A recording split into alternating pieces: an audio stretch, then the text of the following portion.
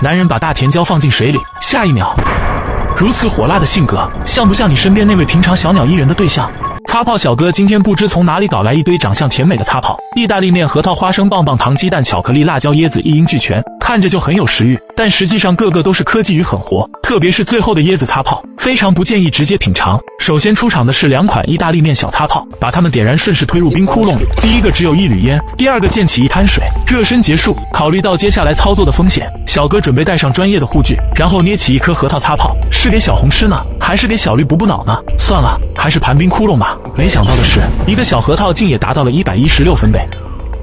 接下来是花生擦炮，这个体型效果也算中规中矩。小绿说喜欢吃辣，小哥于是很贴心的把干辣椒擦炮放在他身旁，所以说跟对大哥很重要。不知道这个棒棒糖擦炮威力如何呢？已经可以看到火花了。接下来的测试阶段，擦炮当量继续提升。小哥把护目镜摘下换成了头盔，先拿甘蔗擦炮试试水。只见他点燃引线，用木棍将其推入洞口，直接退出到防护罩后。难道这威力很行？貌似有点行。看看慢镜头。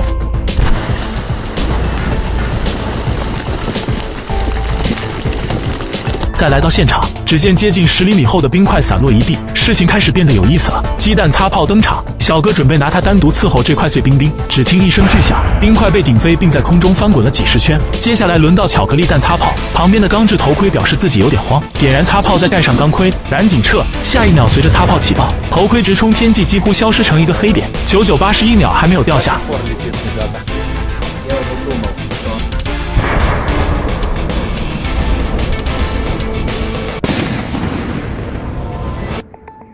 最后的3支擦炮，首先是小红椒，把它放在残破的冰面上点燃，威力应该是可以的，但炸空气少了点意思。紧接着是大甜椒擦炮，点燃赶紧撤到安全区。只见小哥刚到，大甜椒就爆了，果然性子够火爆。看看近处摄像机捕捉的画面，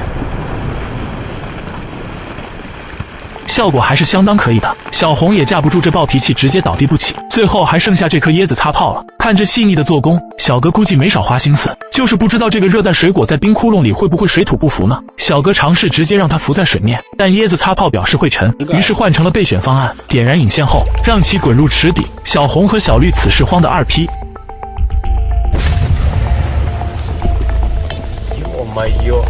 赶紧看看慢镜头。